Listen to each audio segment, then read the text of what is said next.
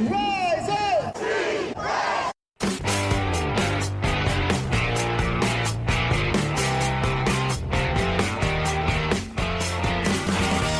This is the Rise Up See Red podcast, all about the Arizona Cardinals and the NFL, featuring insider and outsider perspectives. Enjoy the best hour of Cardinals talk on the web. Now here are your hosts, Jess Root and Seth Cox.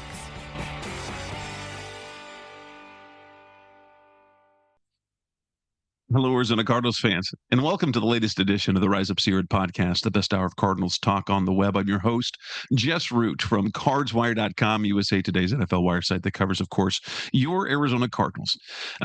Joining me on episode 779, which is another one of our off-season shows as we move forward through the off-season program, is my co-host from RevengeOfTheBirds.com, SB Nation's Arizona Cardinals site, Seth Cox, as we talk more about Arizona Cardinals topics. Is Seth, what we are waiting for is kind of the next phase, and that is the schedule release, rookie minicamp. But there's a rumor, and it's not even really a rumor. There is chatter that just won't go away at this point, and it involves the quarterback position. Yeah, and I don't know what exactly is happening with the Cardinals and Jacoby Brissett, but we can honestly say, and your guy Howard Balzer did a nice job of kind of digging in a little bit. We can say that this is something that we really have not seen before, in the sense that Jacoby doesn't have an agent. So who's driving this? And if it's Jacoby, he's got an issue, because there's this name that keeps getting floated about. And if we know one thing about the owner of the Arizona Cardinals, he loves names, right? Who does? And that man, despite, and this is the fun part. Now, we talked about him before free agency began, because we were looking at quarterbacks. There are no reports, nothing legitimate. There is nobody saying that there are internal conversations, that this is actually an option, but it's just connecting the dots. And that would be Aaron Rodgers, who still has not told the Pittsburgh Steelers whether or not he's going to play in 2026 or not. The Steelers have, they waited until the last day and then placed the unrestricted free agent tag on him, basically meaning that if he were to sign elsewhere, they would be it would count for the compensatory pick formula. And at some point, it means that he would have to come back. If he's going to come back, they would have to be with the Steelers. And that has led to speculation. Well, is he considering other teams? I don't think he's considering any other teams, because he still hasn't decided whether he's going to play in 2026. Now, the Steelers are set up for Aaron Rodgers. They hired Mike McCarthy, I'm guessing in part believing that it would bring Rodgers back for another year. They have a team that was a division winner a year ago. They've made some improvements, but the Cardinals have Nathaniel Hackett. They've got Mike LaFleur, the younger brother, Matt LaFleur, for whom Aaron Rodgers played. So there are connections here in Arizona. And we said this months ago. If there was one quarterback move that the Cardinals could have done to make them immediately more relevant, or relevant-ish, it would give them immediate relevance in the NFC West, it would have been going after Aaron Rodgers. And now it's just not going away. And it's not because anyone's saying anything. It's because, internet guys like you and I, podcasters like you and I, are talking about it. and there's no substance to it, but it's a weird conversation because he's an all-time great, but and he might improve the Cardinals right now, but he also probably hurts the Cardinals' long-term plans. And here's the thing: I don't think the Cardinals didn't build their roster in a way for them to be ready for a guy like Aaron Rodgers. Yeah, and that's the thing, is it's kind of a waste of a season, right? Like if you look at it and you get a guy like Aaron Rodgers, let's say the Cardinals at 4.5 now, right? Move to 5.5. Is it 4.5 or 3.5? I already forgot. It's 4.5, but it's minus 160 on the under. Oh geez, it's moved that much. Yes. We talked about this last week. It was minus 140. Holy cow. Well, I guess it was just the sports book I was looking at. I think it was DraftKings, and it was that both they and the Dolphins are tied at 4.5, but the Cardinals, the odds for the under was minus 160. It was like, and to push that point a little bit, the Cardinals have the hardest schedule in all of the NFL next year. So thanks to playing 3 double-digit win teams in the NFC West twice, and then they just happened to draw the what AFC? I already forgot. Goodness gracious! But you look at it and say he moves them to 5. Let's just say the reality becomes that's actually a worse thing. Like if they only win 3 games again, yes, everybody's going to be upset. But also, it doesn't matter because it gets them a bite at the apple of one of the top quarterbacks for the quarterback class next year. Yeah. If they win 5 games and they pick 7th overall because they had a year of Aaron Rodgers to sell some jerseys, to get guys excited from a little, for a little bit, like that's actually a malpractice of how it should be handled. I was on the radio on AM 1060 today with Rooster Beerstein, as I am almost every week, and we talked about this conversation. The roster is set up to tank. For the Cardinals to go and get Aaron Rodgers would be to be the most Arizona Cardinals way to tank. And I know that they're not actively trying to tank, but the way they built the roster certainly looks like they're trying to lose a lot of games. Aaron Rodgers would have tons of weapons. In fact, the offensive weapons the Cardinals have are much better than what he had last year in Pittsburgh. The combination of Marvin Harrison, Michael Wilson, Trey McBride, and the improved run game with Jeremiyah Love, Tyler Algier, James Conner, Isaac Seumalo from Pittsburgh coming over to play left guard. And so offensively, it's a unit where Rodgers could do something with. The problem is defensively, they look no better than they did last year. In fact, and we've looked at each of the position groups, and they lost their best playmaker in the interior defensive line in Calais Campbell. So at best, they are equal on paper as they were at the start of last year. They are identical at the edge. They are likely equal at linebacker as they swapped out Akeem Davis-Gaither for a cheaper version of Akeem Davis-Gaither and bringing in Jab Gibbons. The cornerback group is the same as it was a year ago, only you got a couple guys coming back from injuries. And the safety position, you could argue that it got a little worse replacing Jalen Thompson with Andrew Wingard. And so you had a defensive unit was terrible. It's not improved. And while the offense, they upgraded at running back, they are better at guard. They have a reliably available guy for right tackle in Elijah Wilkinson. If you added Aaron Rodgers to that group, that offense would be fun.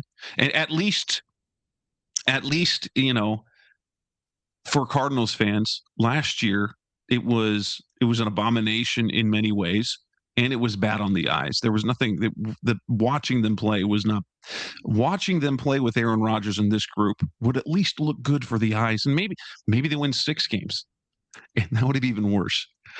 But they'd be a slightly more exciting 6-win team with less of a shot of getting a quarterback that they want, unless Carson Beck magically was a lottery ticket that cashes. But that's kind of the only shot that they have at that. But I, for one, Aaron Rodgers, for our purposes, be fantastic because of all the ballyhoo that comes along, and which is, by the way, is media generated.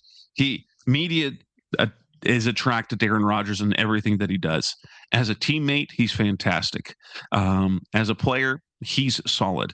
Hard to coach, yeah, he's a little bit hard to coach sometimes. But when it comes to, he's not a distraction in the locker room, because NFL players in a locker room, they care about 3 things when it comes to their teammates. 1, do they work hard in practice? 2, can they be trusted in the locker room? Are they good to their teammates? And 3, do they perform on the field? And guess what? Aaron Rodgers checks every single box, and that's why it's nearly impossible for you to find a former teammate that will speak ill of him. He is a fantastic football player. He's all ball once football begins. He's a great teammate, and he's one of the all-time greats. So in that sense, he would make the Cardinals better, and they would be more fun to watch, and they'd be more relevant. And much like the Jeremiyah Love edition, it kind of moved the needle. That's one way to really move the needle for fans, although hurting your long-term plans. It helps them in the short term, slightly, if not it may be marginally, maybe significantly, at the cost of potentially long-term. Well, and that's the hard part, right? Is like, I get the idea if we don't want to watch a 3-win team this year. I get it. There's just nothing enjoyable about it. We can tell you from just the roster building fact, we can tell you from a content creating fact that having a bad team is actually really bad for your content until it's time to get a new quarterback, coach, something of that nature, right? General manager, I guess, would be the next one, right? And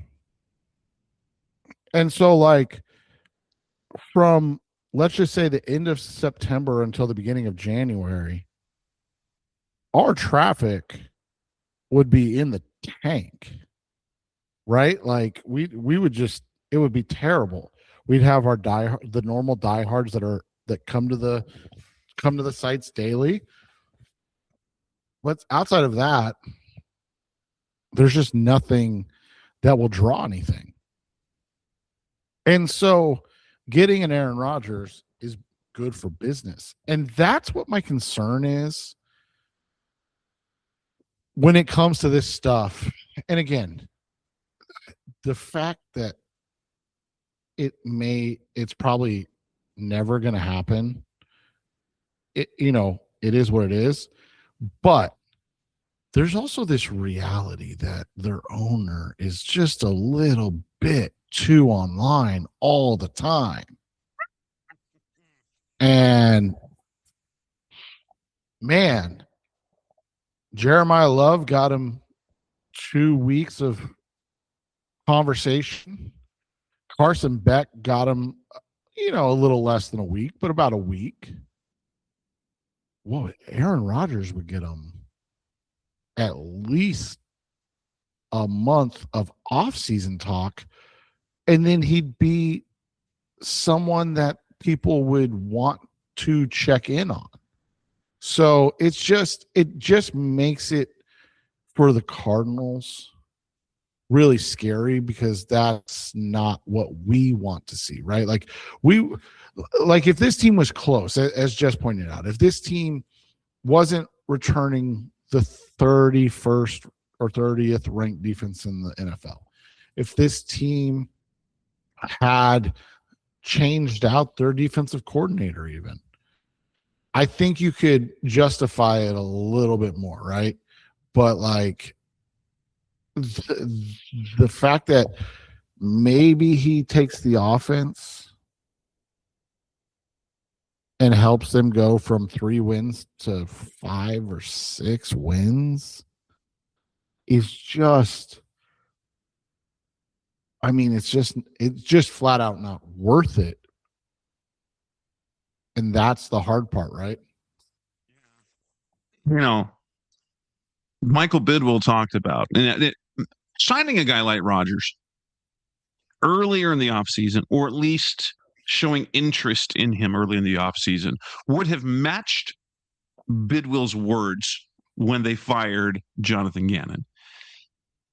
And it would also have required different moves. But like everything that they've done in the offseason is not, while they said they want to win now or to get things turned around now, all of the moves that they've made this offseason have not been one of a general manager making moves with urgency because his job is on the line. It was building depth when you need both depth and playmakers. It wasn't loading up a defense to improve. They made marginal moves. And so, yeah. So it would have makes like it, in one sense, and I think Mike Florio put it perfectly for Pro Football Talk, and a lot of people have a lot of things to say about Mike Florio, but here's the funny thing. It's a move that makes perfect sense and no sense at the same time, if that makes sense at all, because, he is statistically, he was more or less Jacoby Brissett, but he was doing it for a winning team with less quality weapons in the pass game. He's still one of the all-time greats. And so, like, it makes sense. Nathaniel Hackett, who's got connections here, but it also makes no sense for the Cardinals. And also, here's the other part. Why in heaven's name would Aaron Rodgers want to come to Arizona? Well, I get the idea from like the fantasy perspective of things, like, hey, you're going to be throwing to the best tight end in the NFL. You're throwing to a rookie, or handing off, throwing to a rookie running back that can hopefully be one of the top 7 players in the NFL at his position. You are, theoretically throwing to 2 guys that can get over 1,000 yards in a season, in Michael Wilson and Marvin Harrison Jr. You're reunited with guys that you have had success with, and Nathaniel Hackett, and obviously LaFleur would know what he needs to do with Rodgers. But yeah, from like if this is your last run type of thing, don't you want to kind of like what Calais did type thing? Now, I don't know who that team is, to be fair. I'm not suggesting I even know who that team is. And maybe that's what ends up happening to Aaron Rodgers, is he goes, I can't find what I'm looking for, and takes off, right? So that would be, and then leaving the Steelers in a lurch with Will Howard and Drew Aller. So yeah, so we'll see how this works. But which, mind you, by the way, the Steelers with Will Howard or Drew Aller are a better team than the Cardinals with Jacoby Brissett. Yeah. So, and that's the sad part. All right, coming up next on the Rise of Sierra podcast, of our Cardinals talk. Let's move on as we look ahead at the Cardinals rookies and their shots at winning NFL awards in 2026. That's coming next on Rise of Sierra. We're back on the Rise of Sierra podcast, of our Cardinals talk on the web. Cardinals have made their draft picks. We talked about them last week in a couple of shows, but we do have in Jeremiyah Love. The Cardinals have the favorite to win NFL Offensive Rookie of the Year for this next season, which I find curious. for a number of reasons. Were you as surprised as I was to see that he was listed as the favorite? Yes and no. So, I mean, here's the reality. There's this reality of he's going to be a guy that has an opportunity to put up big numbers. And when you look at the draft overall, right, and you look at the guys that are in that grouping, for rookie of the year, right? And so offensive rookie of the year, I always forget there's offensive and defensive. Offensive rookie of the year. The next closest guy is obviously Fernando Mendoza, the number one pick, the quarterback. But he and Love are, and I get position-wise it's different, but he and Love are kind of interchangeable in that, right? Because they're both going to teams that were obviously terrible last year. And they're both going to be asked to do a lot to raise the bar of their team's offense. So to me, who has an easier time doing that is a running back. And so it kind of makes sense. And here's the other thing, Jess, when you look at it, we mentioned Love 1, Mendoza 2. Then there's a fairly big gap. And on FanDuel, it's Carnell Tate at 3. I don't know what yours has it. I'm on FanDuel right now, so okay. I'm looking at that. Which, so, if those of you are listening, by the way, we are. Spoiler alert: we are going to be changing networks. The podcast's not going to change, but so we'll be using FanDuel across the board, likely. Yeah, but so you look at it, right, and Love is plus 320, Mendoza's plus 380, and then Tate's plus 700. Jordan Tyson's plus 750. I'm going to be honest with you, and I know Cardinals fans are going to lose their absolute mind about this. Jadarian Price is the one that makes the most sense to me. Yes and no. I mean, yes and no. Hear me out. And here's the part. This is the part where I struggle with. Like, if I'm looking at these odds, I'm not touching Jeremiyah Love, even though he's the favorite, because we have to go back to Saquon. Saquon was the last running back rookie of the year. Yes, and that's fair. That's fair. And there's a couple of things to that. Is that when it comes to any position, if there is a quarterback if there's a quarterback and a position player, rookie, comparable, it's always going to go to the quarterback. My only, especially look at. Go for it. Oh, I was going to say my only slight hesitation is that I kind of feel like the Raiders could be dumb enough to start Kirk Cousins for a couple games. That's true. That is true. But that is true. And so that's the only thing. So you're 100% right, by the way. If Mendoza is the day one starter, and that's why you pick him right now, right? If you throw 100%, you throw $50 on him, you win basically 200 in January, and you're like, hey, I got 200 extra bucks, right? And that's why you do it right now, because once he is named the starter, those odds are probably going to be like plus 150, probably. That's true. And so you do it now with that thought. The reason I said Price makes sense is because you look at the names and the teams. Carnell Tate in Tennessee, I don't love it. I think he's going to be fine, but I could see an 800 to 900 yard season. Jordan Tyson, maybe the most explosive player, but how is he going to be able to stay healthy for 17 games? That's a legitimate. And then you have the reality of the Saints' curse of their wide receivers don't stay healthy anyways. So what are you going to do? Ty Simpson, obviously Stafford would have to get hurt, so that's not even really a conversation until he does. Kenyon Sadiq, if he didn't play for the Jets, I would love, but he plays for the Jets.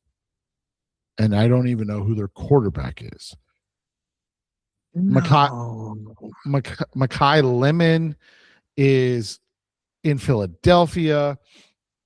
They've got a lot of weapons. It's just a cluster. It doesn't. I mean, it's still the Saquon show there, right? And he's gonna be good, by the way. So this isn't like, oh, he's not gonna be good. No, he's gonna be good. And then Omar Cooper plays for the Jets. So when you look through the first round skill players, the guy in the best situation is Jadarian Price.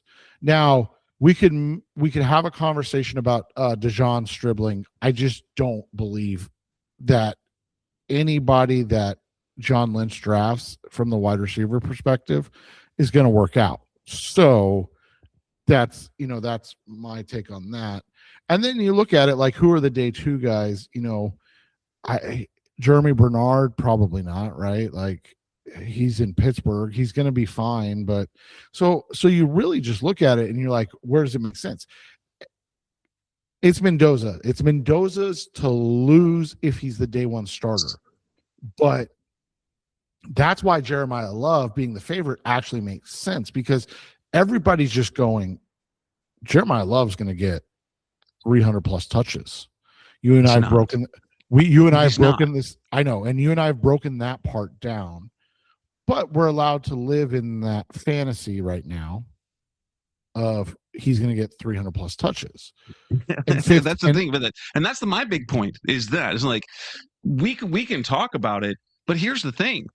Jeremiyah Love he's never worked that hard. Like his career high in carries was 199. If he were to go from that to say the Saquon Barkley, Saquon Barkley had 352 touches his rookie season. Yeah. 261. That would be criminal for the Cardinals to do that to Love, considering to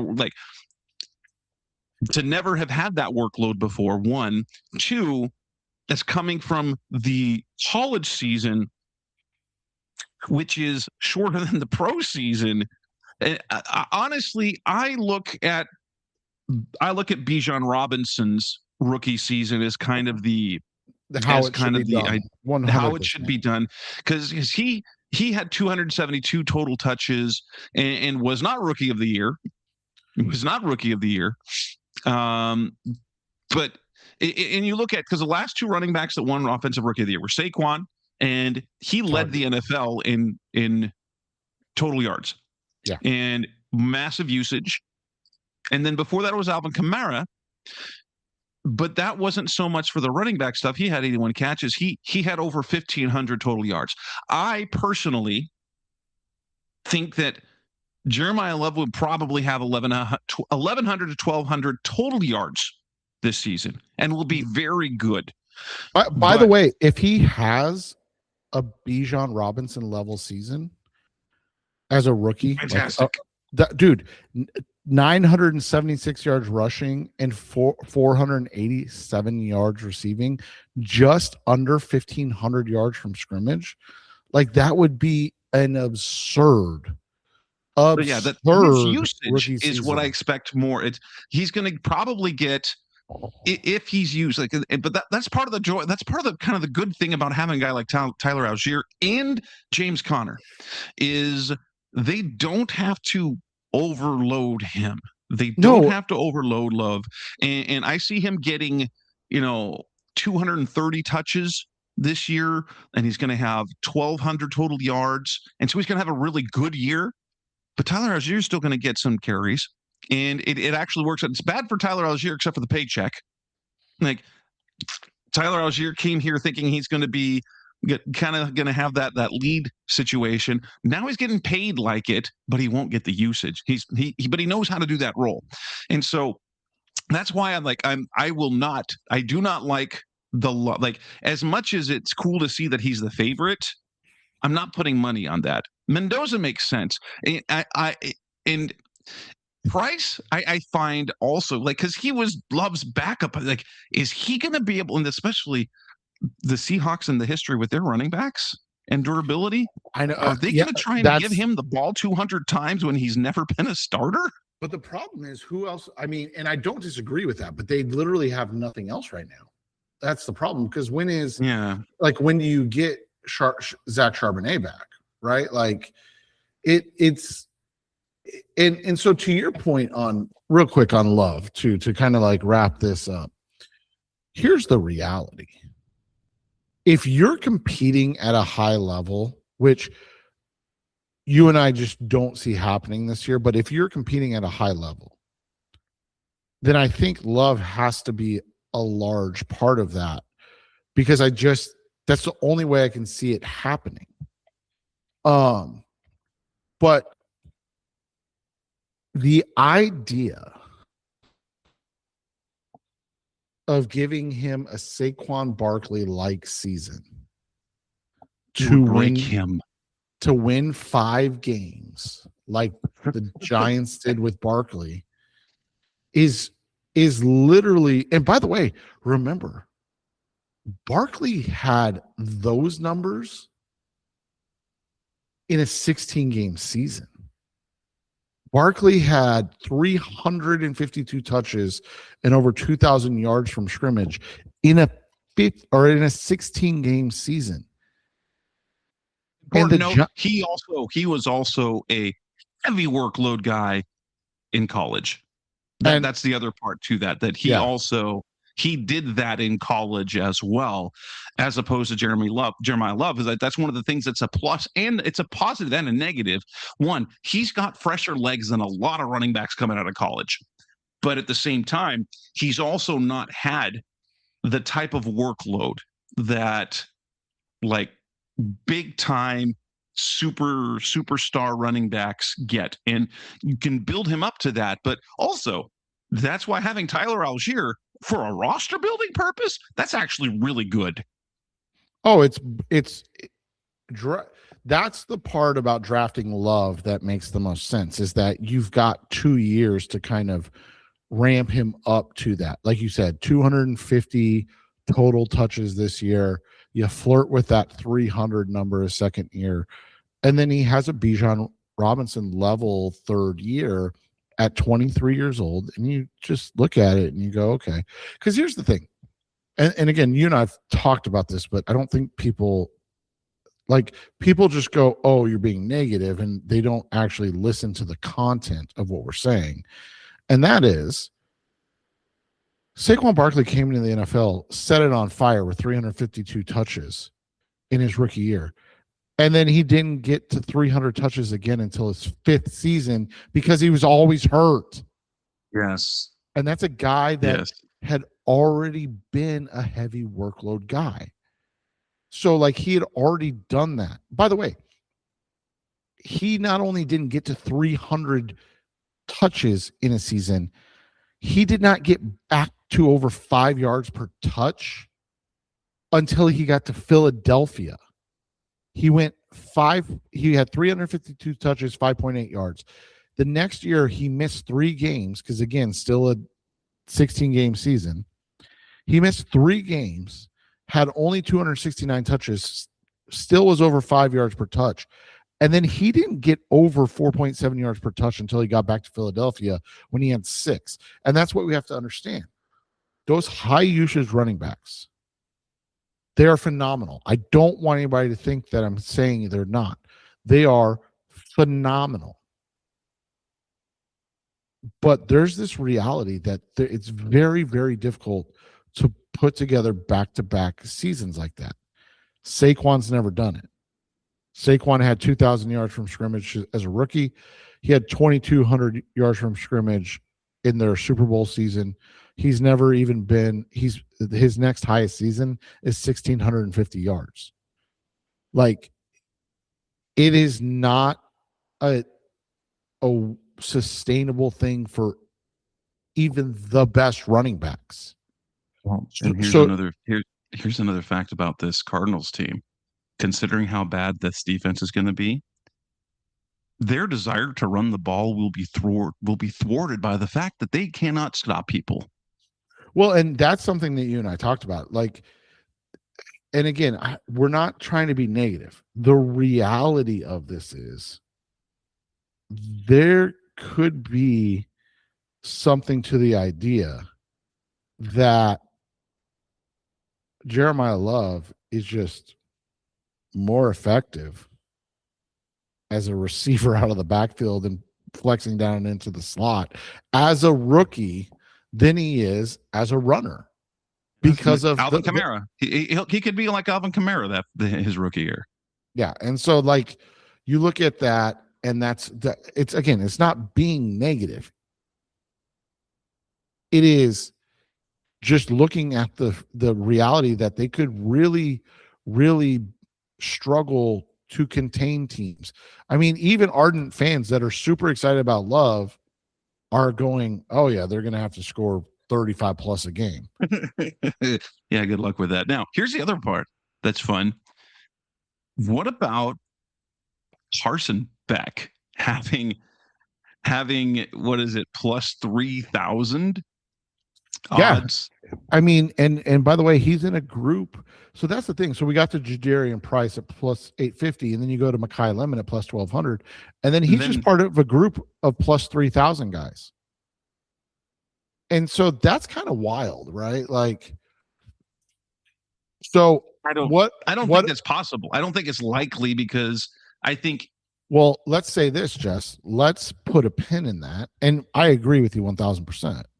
But let's put a pin in that and come back if and when we figure out what the hell's going on with Jacoby Brissett, right? Because like if they I shouldn't even say that, when they re-sign Brissett, because they have to, like, or up his pay slightly, whatever. When they do that with Jacoby, then I assume, and you know what happens when you assume, but I assume what will happen then is Carson Beck's number will flex into the plus, like into the Drew Aller range, the plus 8,000. Yeah, that makes sense. But I'm wondering if while this is still all kind of playing out and we're trying to figure out what the hell the Cardinals are doing, because do the Cardinals even know what the hell the Cardinals are doing? Probably not. If this is, hey, let's see if we can bait some people into looking at this, and maybe maybe they go and bet some money on him, because again, man, this class just in general for this position group, it's not fun at all to look at. Like, there's nobody that jumps off the page at you, right? Like, no. you don't look at this and you go, oh man, this is the guy. You go, all right, I mean, Mendoza's the guy if they start him. I mean, I think Cardinal Tate's going to have a nice season. That makes the price for Mendoza right now really favorable. Oh, dude, 100%. I think if you're a sharp, if you're a smart bettor, you get in right now before they name him the starter and take advantage, and you just go, if I lose, it's $50. Like, I'm out. But like, you're not going to get better odds than this. It's just not going to happen. No. Coming up next on the Res of Syria podcast, Best Our Cardinals Talk on the Web, we're going to talk about the defense. What is a best case scenario that we can expect from them this year? That's coming up next on the Res of Syria. We're back on the Res of Syria podcast, Best Our Cardinals Talk on the Web, talking about the Cardinals defense. We referred to that. The Cardinals defense, while they made minor additions, they swapped out Keem Davis-Gaither with Jack Gibbons. They swapped out Jalen Thompson with Andrew Wingard. They did 0 at the edge, and they swapped out Bilal Nichols and Calais Campbell for Jonah Williams, Roy Lopez, and Andrew Billings. And depth-wise on the defensive line, had Justin Jones and Bilal Nichols been healthy, this group is just, it's kind of the same but worse, because you lose the playmaking of Campbell, because he was their best defensive player outside of Josh Sweat. He was their best interior defender. He had 6.5 sacks, and he was 39 years old, which that's really sad for the rest of the group. They add Roy Lopez, steady, he's fine. They add Andrew Billings, playing a long time. Nothing special about him at this point. They added Jonah Williams. No, he's had 3.5 sacks a little bit one time. They brought back LJ Collier, and then they drafted Caleb Proctor. Can't really say much about what, like, we were excited about him, but there isn't a group on that defense that is improved. They're not. Now they get Mac Wilson back at linebacker, so that improves that. But in terms of the roster talent as what they had to start last year to this year, this unit is no better. They don't have a different scheme, and basically, like, what can we expect from this unit? Even a healthy unit, because I think they're banking on health. Darius Robinson maybe getting better, Walter Nolan being healthy and playing a full season, Will Johnson playing a whole season, the return of Sean Murphy-Bunting. But this was one of the worst defensive units in the NFL last year. It isn't better on paper. They don't have a new coach. What's a best case scenario for this unit for you? That's the hard part, is because you look at just the talent, man. And like, we haven't seen enough of any of these guys to say, like, hey, this.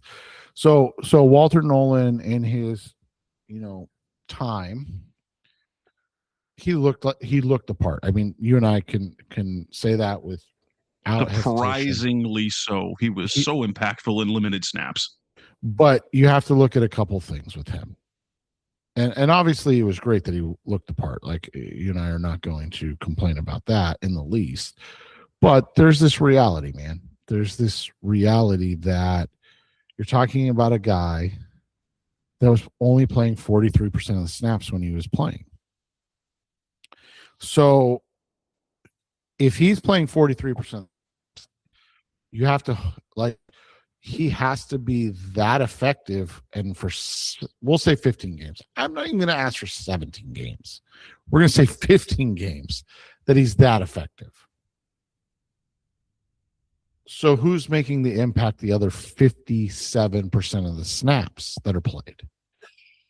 Who else is making that impact? Like you said, Roy Lopez is a nice player. There's not a negative thing to say about Roy Lopez, the player, outside of he is who he is as a player.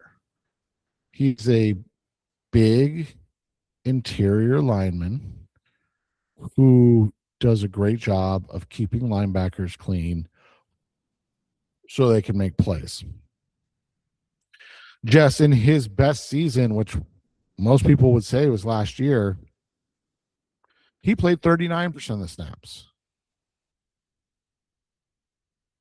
His career high is 48%, and that was with Houston in 2022.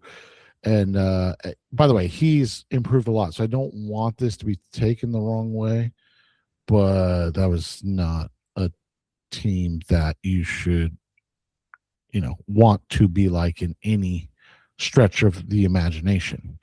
One of the worst offenses and defenses in the NFL. Lovie Smith was terrible. They were terrible. It was terrible. It is what it is. So you're looking at a guy in Lopez who's, you ideally want him in the 45% range. Darius Robinson has a lot to prove. There's nothing else to say. There's literally nothing else to say. Zaven Collins is a very nice run defender in the NFL. He does a good job dropping into coverage.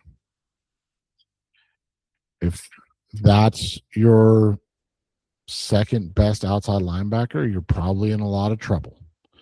And by the way, Zaven only played 47% of the snaps last year. It was his lowest total since his rookie year.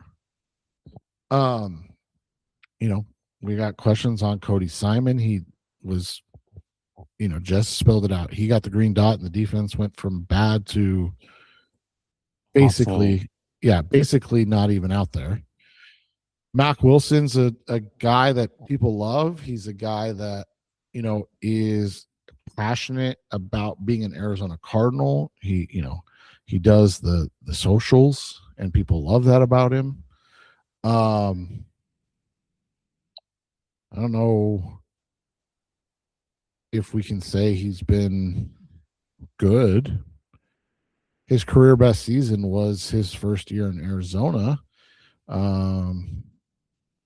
He was playing a different role, and it was a different role. Right. And he was playing a different role, and he was only playing 75% of the snaps.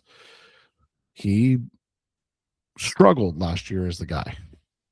It wasn't pretty. Will Johnson, we know what the story is. He struggled after the injury, did not look right. We're hopeful that doesn't mean anything. We're hopeful it's just a nagging situation and he just gets better. Garrett Williams struggled with injuries and inconsistency last year. We'll talk about him once he's back and we know when he's back. Denzel Burke was a nice find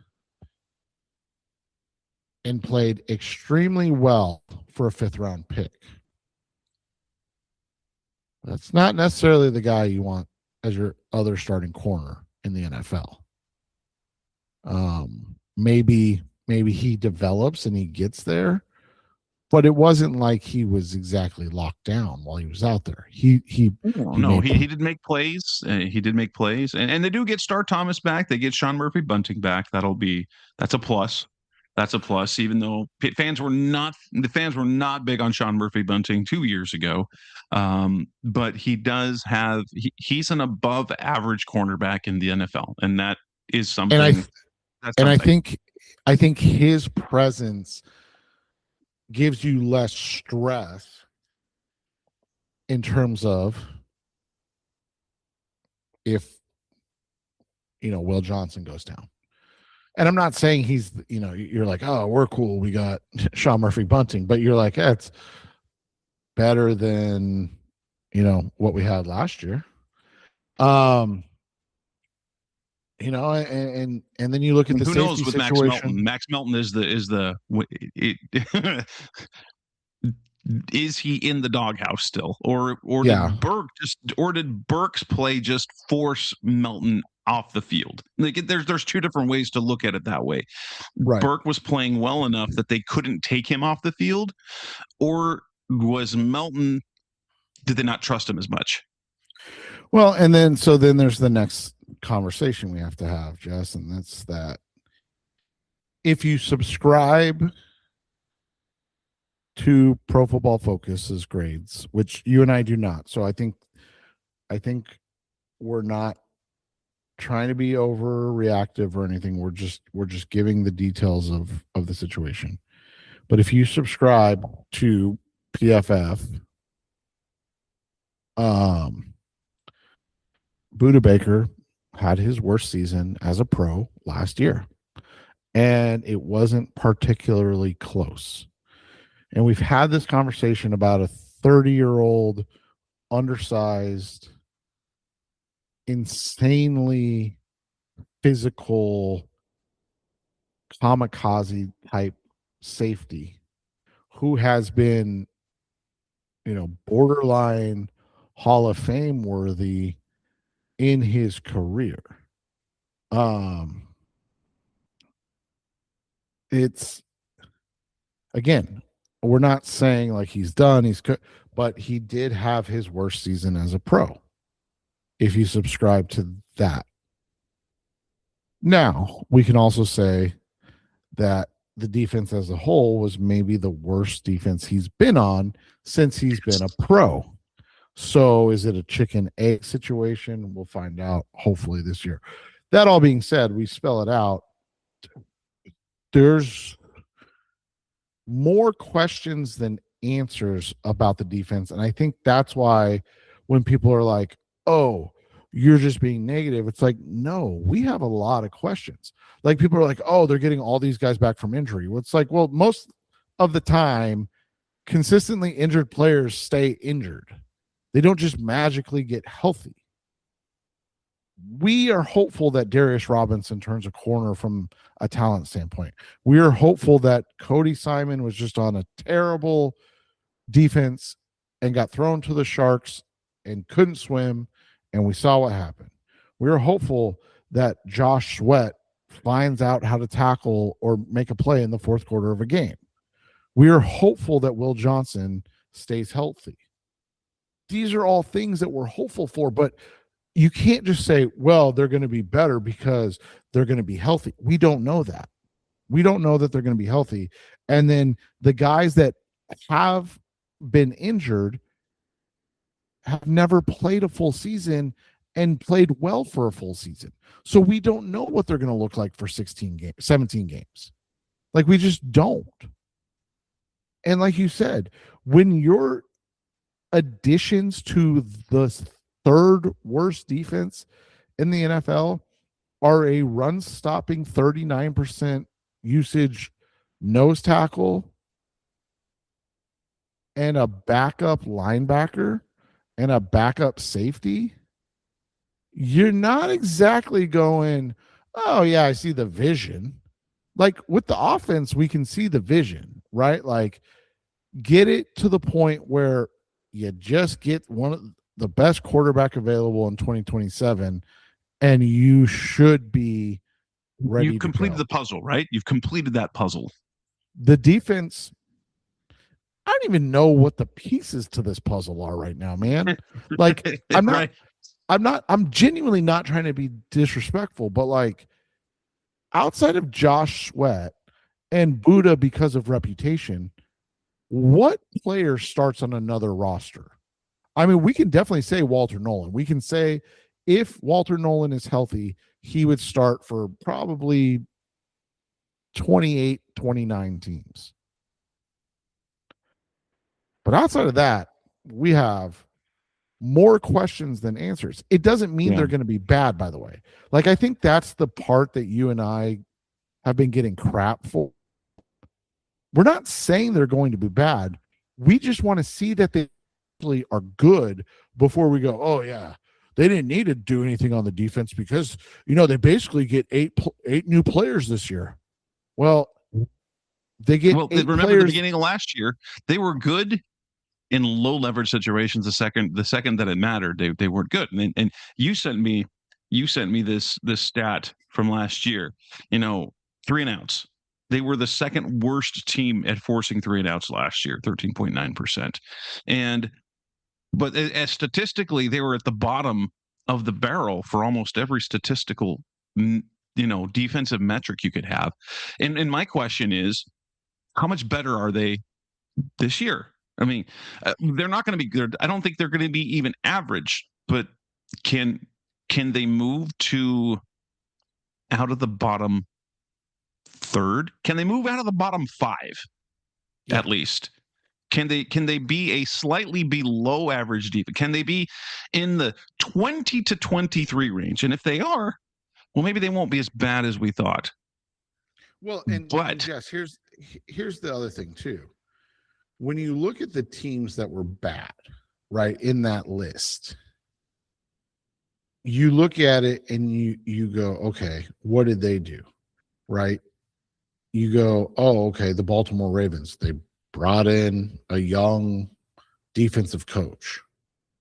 All right.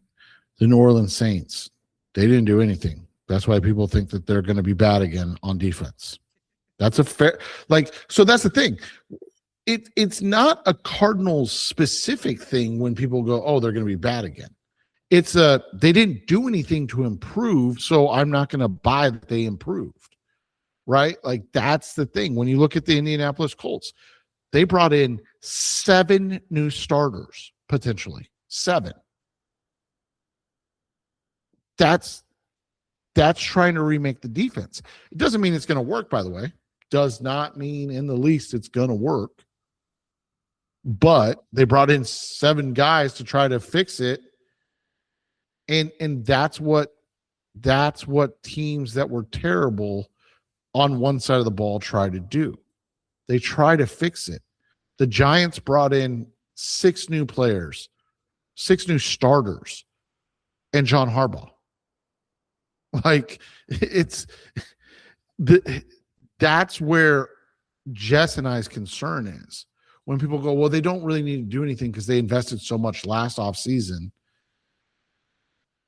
I'm like, well, last year they were terrible and they didn't change anything. And now, but they also kept the same defensive coordinator. So there's not a guy that you go, oh man, this could really change things. And again, we like Roy Lopez, but when Roy Lopez is your change, you go, okay. Like, I'm supposed to be excited about that. The exchange was Calais Campbell for Roy Lopez. Like, come on. That's rough.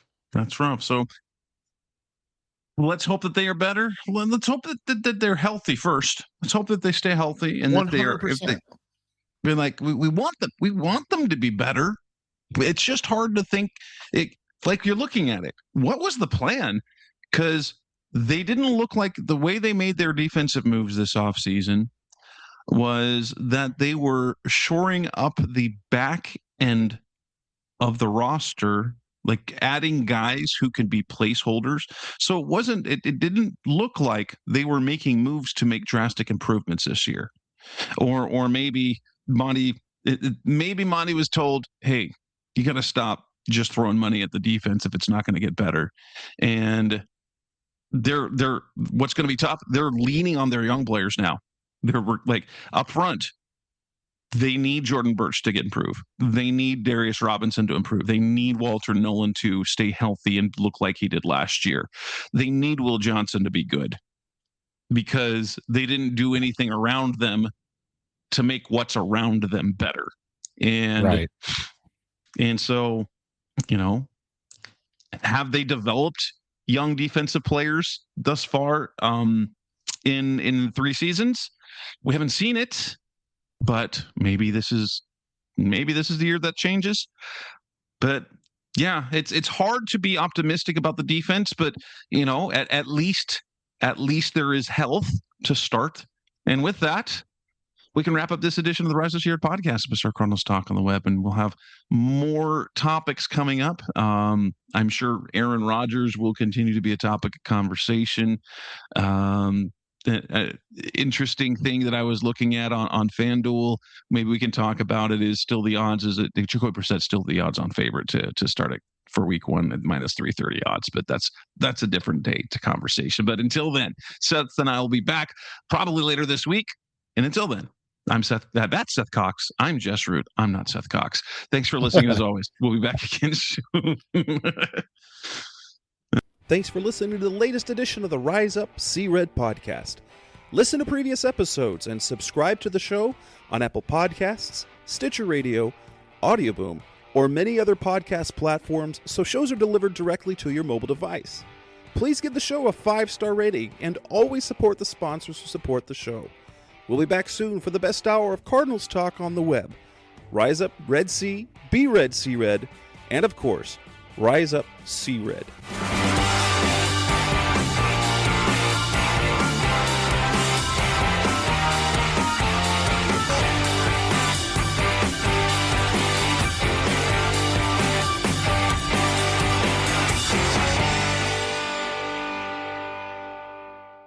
Roll!